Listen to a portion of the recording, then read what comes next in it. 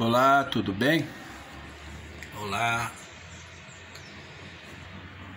Eu tenho aqui em mãos este livro aqui do Camille Flammarion, As Forças Naturais Desconhecidas, editora do Conhecimento. E é um livro, tá aqui, Camille Flammarion, 1852-1925, né?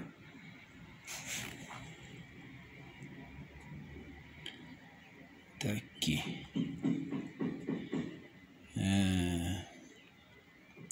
Estou tentando procurar aqui a edição original aqui, de que ano. Bom, este livro é um livro muito interessante, Eu não vou, é claro, deixa eu mostrar aqui.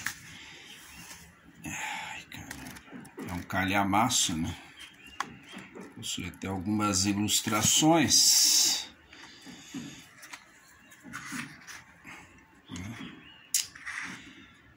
Dando aqui a tela, espero que não atrapalhe.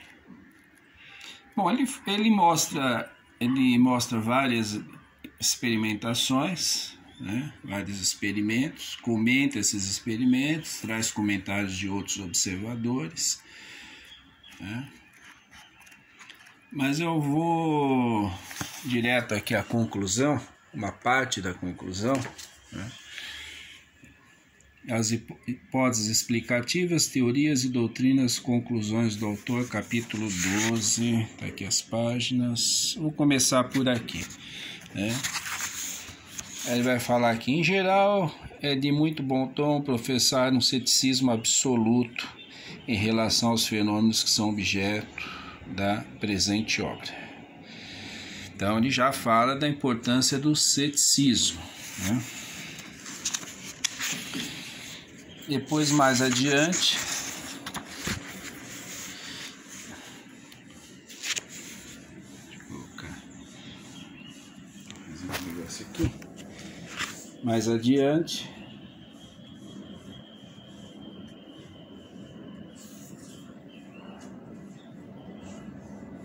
bom, ele vai falar dos vários fenômenos observados, né? Ação das mãos invisíveis, toques, fantasmas, impressões de cabeças e de mãos, manifestações dirigidas por uma inteligência. Voltando, passamos em revista todos os fenômenos que devem ser explicados, pelo menos aqueles que se encontram dentro dos limites desta obra. Uma primeira conclusão certeira é que o ser humano possui em si uma força fluídica e psíquica de natureza ainda desconhecida, capaz de agir à distância sobre a matéria e de fazê-la mover-se. Essa força é a expressão de nossa vontade e nossos desejos para os primeiros 10 casos da classificação precedentes. Para os casos seguintes, podemos acrescentar a inconsciência, o imprevisto, as vontades diferentes de nossa vontade consciente. E aí, mais adiante, voltou o homem da furadeira aqui no prédio. Esse é o fantasma da furadeira. Anos e anos essa furadeira agindo.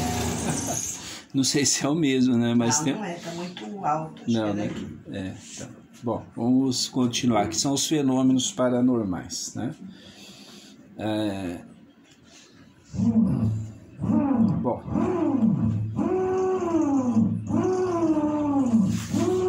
Aí mais adiante ele vai falar. Duas hipóteses se nos apresentam inelutavelmente. Ou somos nós que produzimos esses fenômenos, ou são os espíritos. Mas entendamos bem.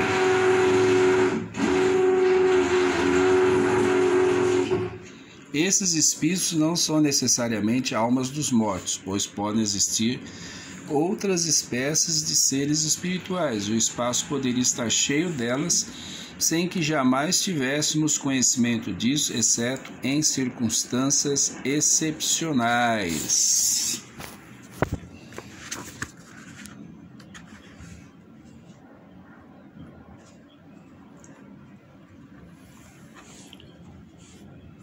Vamos lá.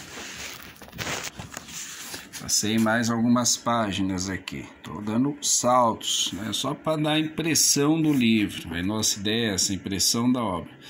Eu não tenho a menor sombra de dúvida que as almas sobrevivem à destruição dos corpos, mas que elas se manifestam por esses procedimentos, o método experimental não oferece realmente nenhuma prova absoluta.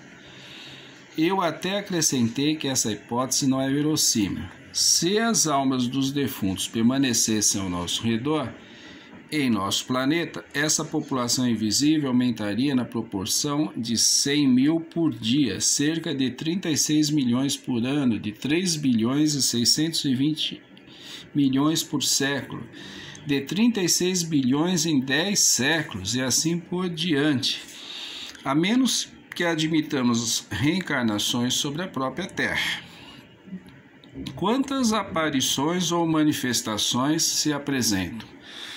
O que permanece quando eliminamos as ilusões, as autossugestões e as alucinações? Quase nada. Uma tão excepcional raridade depõe contra uma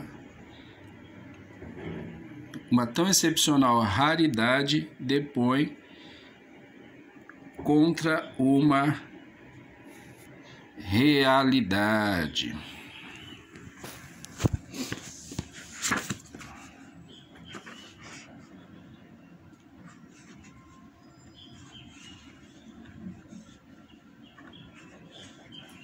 Bom,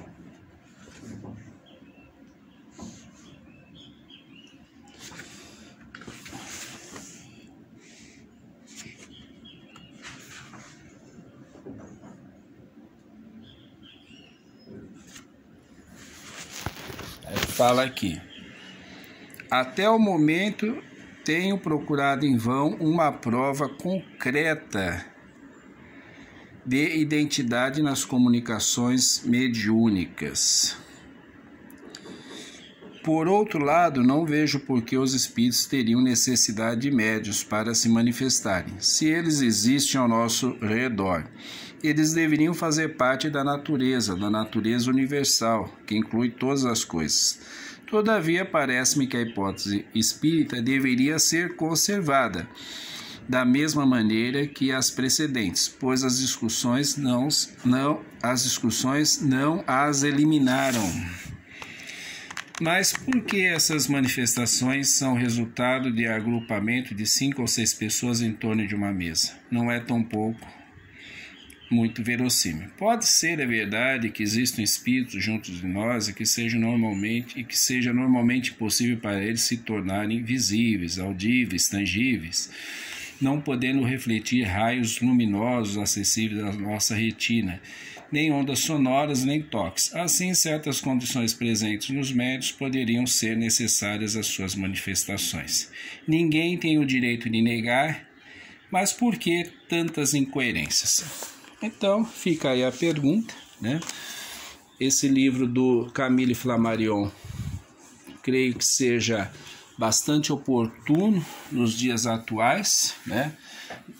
No vídeo anterior, nós citamos uma passagem do que é o Espiritismo, de Allan Kardec, dizendo que os espíritos não se prestam a experiências. Aí nós perguntamos que ciência é essa e demos a palavra en passant a Camille Flammarion. E creio que este livro, nestas passagens que citamos, mostra bem o tom em que Camille Flammarion trata o assunto, que para nós é bastante viável para os dias de hoje, já que o Espiritismo insiste, né, em mensagens de cunho cristão e de paz e amor. Não descartamos mesmo, porque creio que todo cientista deva ter uma ética, e uma ética cristã é bastante pertinente, né? E isso orientará de fato as pesquisas.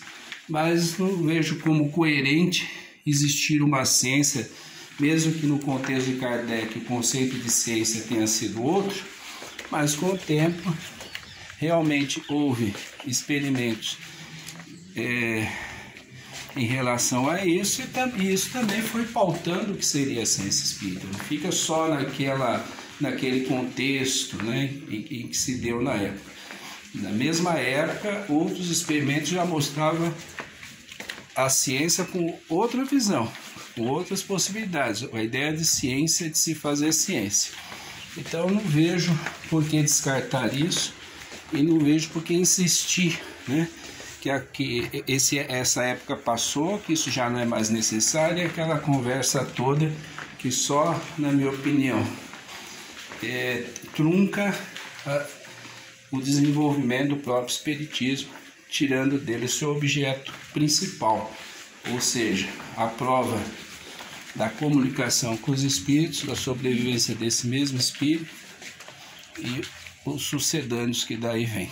Muito obrigado.